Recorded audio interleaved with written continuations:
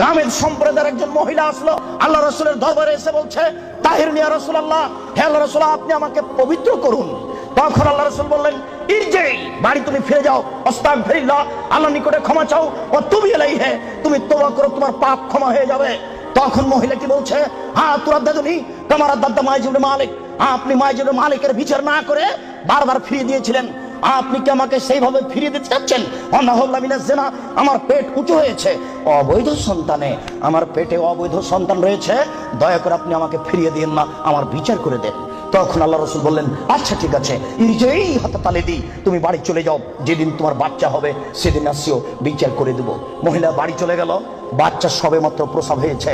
মুসলিম গ্রন্থে এসেছে ওই বাচ্চাটাকে ন্যাকড়ার মধ্যে জড়িয়েছে, প্রসব হওয়া মাত্র জড়িয়ে নিয়েছে, আল্লাহ রাসূলের দরবারে এসে বলছে আল্লাহ রাসূল, এ দেখেন বাচ্চা প্রসব হয়েছে, বিচার করে দেন। আল্লাহ রাসূল মাথাটা নিচু করে বলছেন, ইরজি, বাড়ি চলে যাও, ফারজি হে, বাচ্চাকে দুধ খাওয়াও, হাত্তা তাতমি হে, যেদিন বাচ্চা দুধ ছেড়ে দিবে সেদিন আসিও, বিচার করে দেব। মহিলা চলে গেল, বাচ্চাকে 2 বছর দুধ পান করালো। 2 বছর পরে মহিলা বিচারালয়ে উপস্থিত, অফিয়াদেহি কেসরাত খুবসিন, এমত অবস্থায় বাচ্চার হাতে এক টুকরা রুটি রয়েছে। এই রুটি প্রমাণ করে বাচ্চা খাদ্য খেতে পারে।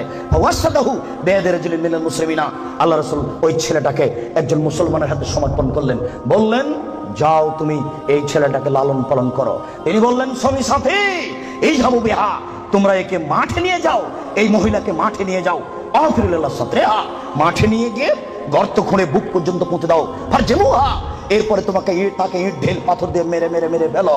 সাহাবীগণ বলেন, আমরা তাকে মাঠে নিয়ে গেলাম, মাঠে নিয়ে গিয়ে গর্ত খুঁড়ে বুক পর্যন্ত মাটিতে পুঁতে দিলাম, এরপরে চতুর্দিক থেকে ইট ঢেল পাথর মারতে লাগলাম। খালিদ বিন ওয়ালিদ বলেন, একটা পাথর আমি নিয়ে তার মুখের উপরে মারলাম, ফাতারা জাহাদাম আলা ওয়াজহি খালিদ, পাথরটা মুখে লেগে মুখ ফেটে রক্ত ছিটে খালিদের গায়ে লাগলো। খালিদ গালি দিয়ে বললেন, ছি ছি, একজন জেনাকারিনী মহিলার গায়ে রক্ত আমার গায়ে লাগলো, এরকম কিছু হবে? আল্লাহ রাসূল বললেন, মারে রে খালিদ তুমি গালি দিও না, লাগা তাওবা তাওবাতা লাউ তাওয়া সায়মাকসিন লা গফিরা লাহু। এই মহিলা আল্লাহর দরবারে এত ক্ষমা ভিক্ষা চেয়েছে, এই মহিলা আল্লাহর দরবারে এত কান্নাকাটি করেছে, পৃথিবীর বড় থেকে বড় পাপী যদি এইভাবে কান্নাকাটি করে তাহলে তার পাপ ক্ষমা হয়ে যাবে। খালিদ তুমি একে গালি দিও না, দুঃখিত, আপনাকে আমি কি দিয়ে বুঝাই? পৃথিবীর সবচেয়ে বড় পাওয়ারফুল মানুষ হচ্ছেন মুহাম্মদ সাল্লাল্লাহু আলাইহি সাল্লাম। পৃথিবীর ইতিহাসে এত বড় পাওয়ারফুল মানুষ কেউ জন্ম নেয়নি, কিয়ামত পর্যন্ত কেউ নিবে না। জান্নাতের গেটে বড় অক্ষরে লেখা আছে, সর্বপ্রথমে যিনি জান্নাতে প্রবেশ করবেন তিনি হলেন মুহাম্মদ সাল্লাল্লাহু আলাইহি সাল্লাম। জান্নাতের ভিতরে একটা ঘর আছে, সেই ঘরের ভিতর দিকে একজন ফেরেশতাকে দাঁড় করে রাখা হয়েছে, এখনো উপস্থিত। তাকে বলা হয়েছে, কেউ যদি বাহির থেকে এসে ঠক ঠক করে শব্দ দেয়, কে যদি বাহির থেকে বলে মুহাম্মদ, তাহলে এই দরজা খুলে দিও, এই ঘর মোহাম্মদ ছাড়া কারোর জন্য খোলা হবে না। আপনার আমি কি দিয়ে বুঝাই মুহাম্মদ সাল্লাল্লাহু আলাইহি সাল্লাম কত বড় পাওয়ারফুল মানুষ? বিচারের মাঠে ইব্রাহিম আলাইহিস সালাম বলবেন, কাদ গাজিবা আলাইয়া রাব্বি, আমার প্রতিপালক আমার উপরে রাগ করেছেন, মা গাজিবা মিন কাবলা বাদ, আমার প্রতিপালক এরকম রাগ পূর্বেও কোনোদিন করেননি, ভবিষ্যতেও কোনোদিন করবেন না। নাফসি নাফসি, আমার যে কি হয় তা আমি নিজেই বুঝি না। এইভাবে চিল্লাচিল্লি করবেন ইব্রাহিম আলাইহিস সালাম। আপনার হুজুরের কি হবে পীর সাহেবের, আপনাকে আমি কি দিয়ে বুঝাই? শুনুন, ওই সময়তে মুহাম্মদ সাল্লাল্লাহু আলাইহি সাল্লাম সিজদায় পড়বেন, তখন আল্লাহ বলবেন, এই ফারাসাক সালতুতা আসফাতু সাফা, মুহাম্মদ মাথা উঠান, বলেন, যা বলবেন তাই মেনে নিব, যেই কথা বলবেন আমি সে কথা গ্রহণ করব। আপনি মাথা উঠান না, আপনি বলেন না আমাকে কি বলছেন, আমি আল্লাহ, আপনি যা বলবেন তাই মেনে নিব।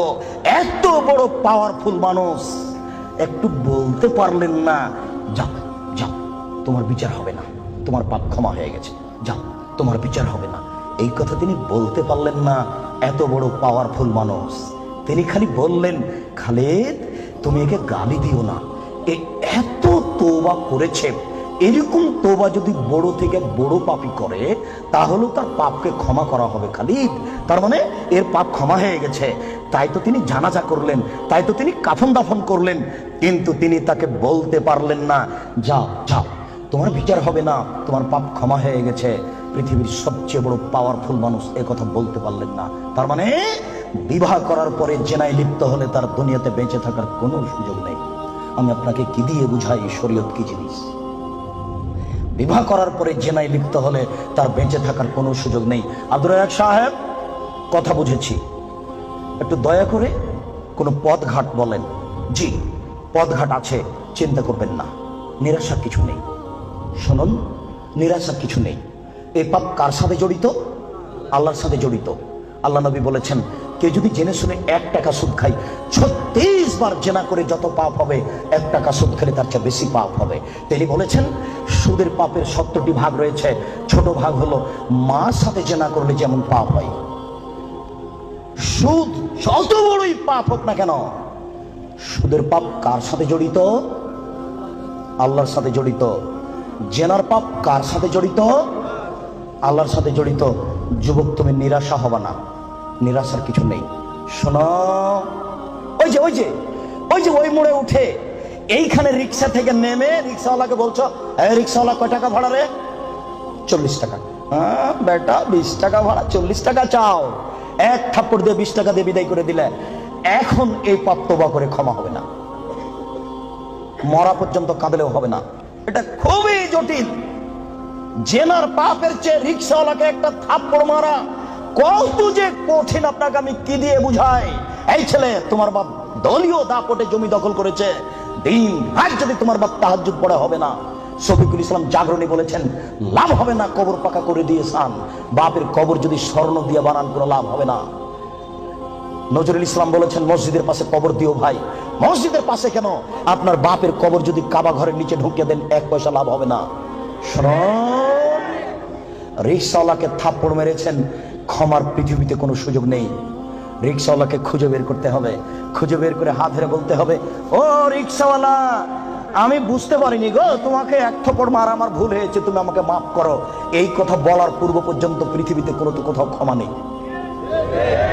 এরা মানুষের সাথে জড়িত পাপ। এই ছেলে, তুমি দিন রাত গরু জবাই করো আর কসাই গোস্ত বিক্রি করো, কোটি টাকা ইনকাম করো, তাতে আসে যায় না। কোটি টাকা ইনকাম করো, তাতে আসে যায় না। প্রত্যেক দাঁড়িতে 50 করে গোস্ত কম দিয়েছ, এখন ক্ষমা নেও দেখি। কিয়ামত পর্যন্ত তওবা করলে এই পাপ ক্ষমা হবে না। জেনা যত বড়ই পাপ হোক না কেন, গোস্ত ঠগিয়ে বিক্রি করার চেয়ে ছোট, গোস্ত ঠগিয়ে বিক্রি করার চেয়ে অনেক বেশি বড় পাপ। এই ছেলে, তুমি তো শহরে প্রতারণা দিয়ে ব্যবসা করছো, এটা দাম কত? 1500। তুমি জানো যে এর দাম 300। আচ্ছা 300, তুমি 500 চাও। চলন্ত বাজার যদি এর 2000 টাকা হয় তো বোঝায়, তুমি জেনে শুনে বললে 1500 টাকা, তার মানে তুমি প্রতারণা দিয়েছ। একদিনে যদি কোটি টাকা ইনকাম হয়, তবু তোমাকে একদিন ভিক্ষুক হতেই হবে। তুমি এইভাবে ব্যবসা কোনোদিন সফলতা অর্জন করতে পারবে না। শোনো, ডবল দাম নেওয়া যায়, প্রমাণ 10 গুণ দাম নেওয়া যায় যদি চলন্ত বাজার সেটা হয়। প্রমাণ, আল্লাহ রাসূল বলেন, আনাস, এই যে 1 টাকা নাও, ছাগল কিনে নিয়ে আসো। আনাস বাজারে গিয়ে 1 টাকা দিয়ে ছাগল কিনে আরেক জায়গাতে 2 টাকায় বিক্রি করেছে। 2 টাকা দিয়ে বিক্রি করে আবার 1 টাকা দিয়ে একটা ছাগল কিনেছেন আর 1 টাকা নিয়ে চলে এসেছেন। আল্লাহ রাসূল, এনেন একটা ছাগল আর 1 টাকা। আনাস, কি ব্যাপার? তোমাকে যে আমি টাকা দিয়েছি একটা ছাগল কেনার জন্য, তো টাকাও দিচ্ছ, ছাগলও যে দিচ্ছ। আল্লাহ রাসূল, আমি বাজারে একটা ছাগল কিনে ওকে 2 টাকায় বিক্রি করেছি, তারপরে 1 টাকা দিয়ে আরেকটা ছাগল কিনেছি আর 1 টাকা ফিরে নিয়ে এসেছি। আচ্ছা, বারাকাল্লাহু ফি তিজারাতিক, আল্লাহ তোমার ব্যবসাতে বরকত দান করুক। কি বুঝলেন? ডবল দামে বিক্রি করেছে। ঢাকার ওই পারে যদি 1 টাকা বড় 600 টাকা গজ হয়, আর এই পারে যদি 1200 টাকা গজ হয়, তবুও জায়েজ। হোমিও ডাক্তার আমাকে বলছে, আব্দুর রাজাক সাহেব, মাত্র এই বোতলে 10 টাকার ওষুধ আছে, আমি এখান থেকে 1 ফোঁটা ওষুধ দিয়ে 3000 টাকা নিই। যদি টাকা কম নিই তাহলে তার ভরসা কমে যাবে। একদিন পরে আবার এসে বলছে ওষুধ দেন। কি করি, আমিও নিরুপায়। তখন এমনি পানি দিয়েছি, কিচ্ছু না, পানি দিয়েছি, দিয়ে 500 টাকা নিয়েছি। যদি 50 টাকা নিই তাহলে সে মনে মনে বলবে আমাকে কোনো ওষুধ দিল না, আমি কি করব? তখন আমি বললাম, ব্যবসা করো, প্রতারণা দিও না। চলন্ত বাজার যদি 1500 টাকা হয় তাহলে নেও, অথবা 500 টাকা নেও, ওই সময় 200 টাকা নিও। তুমি বুঝতে পারছো এটা প্রতারণা, এমন কিছু করো না। জেনার চেয়ে এটা অনেক অনেক অনেক জটিল। সম্মানিত উপস্থিতি, এই ছেলেরা, তোমাকে আশ্বস্ত করছি, নিরাশা হয় না। তবে আমি তোমাকে বলেছি, এখান থেকে উঠার আগে মোবাইলে যেন আর কোনো মেয়ের নাম্বার না থাকে। এবার শোনো, তুমি যদি আজকে মোবাইলের সব নাম্বার কেটে দিতে পারো, আর তুমি যদি বলতে পারো আমি জিন্দেগিতে আর কোনোদিন কোনো মেয়ের সাথে কথা বলবো না, তাহলে তুমি যে কোনো বিপদ থেকে বেঁচে যাবা। আমি আলোচনার শেষের দিকে আসছি। সম্মানিত উপস্থিতি, জি আপনারা ধৈর্য ধারণ করুন।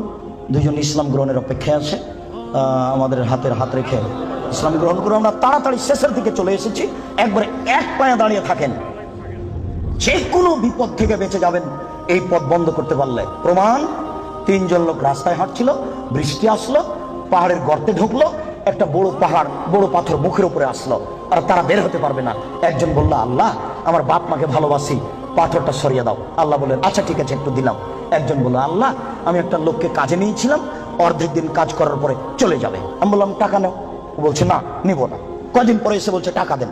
আমি বললাম, গরু ছাগল নিয়ে যাও। আমাকে বলছে, মজাক করবেন না, একদিনের টাকা দেন। আর আমি বললাম, মজাক করিনি, তুমি গরু ছাগল নিয়ে যাও না। সব নিয়ে চলে গেল।